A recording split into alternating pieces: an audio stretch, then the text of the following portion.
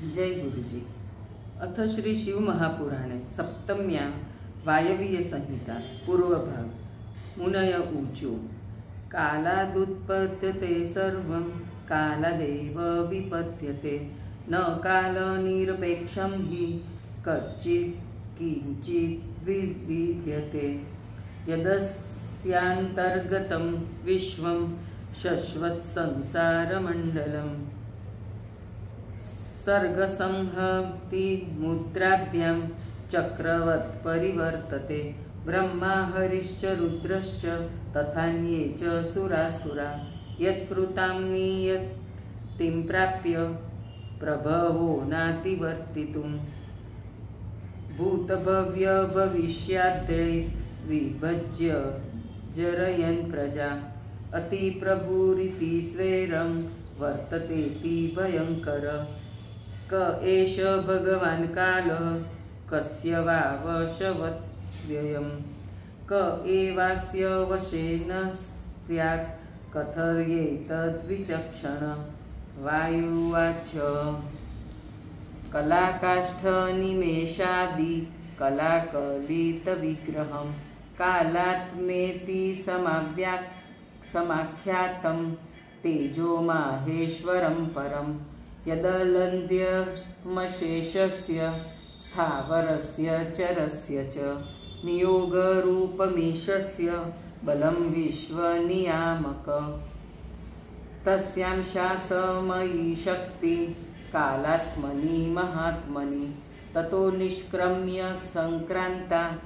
विसृष्टाग्नेरिवायसि तस्मात् कालवशे विश्वं न स विश्व वशे स्थित शिवस्य तु वशे कालो न कालस्य विशे शिव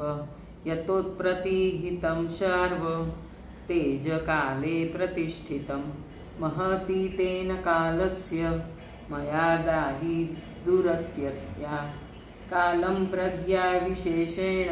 कोटिवर्तितुमर्हति कालेन तु कृतं कर्म न कश्चिदतिवर्तते एकच्छत्रां महिं कृत्स्नां ये पराक्रम्य शासति तेऽपि नैवातिवर्तन्ते कालवेलाभिवाप्यय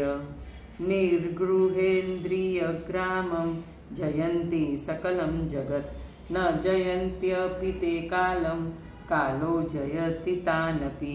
आयुर्वेदविदो वैद्यास्तनुष्ठितरसायना न मृत्युमतिवर्तन्ते कालो हि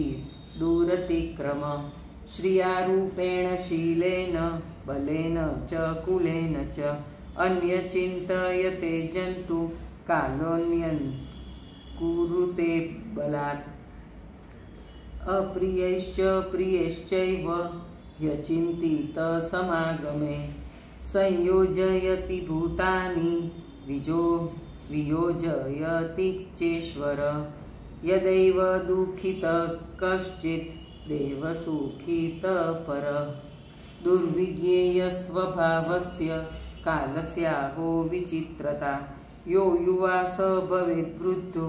यो बलीयान् स दुर्लभ य श्रीमान् सोऽपि निष्क्रिक कालश्चित्रगतिर्द्विजा नाभिजात्यं न चैशीलं न बलं न च नैपुणं भवेत्काय पर्याप्तं कालश्च ह्यनिरोधक ये सनायाश्च दातारो गीतवादैरुपस्थिता ये चानाथा परान्नादा कालस्तेषु समक्रिय फलन्त्यकालेन रासायन् नानि सम्यप्रपृक्राण्यपि चौषधानि तान्येव कालेन समाहतानि सिद्धिं प्रयान्त्याशु सुखं दिशन्ति नाकालतोऽयं म्रियते जायते वा नाकालतः पुष्टिमग्रामुपीति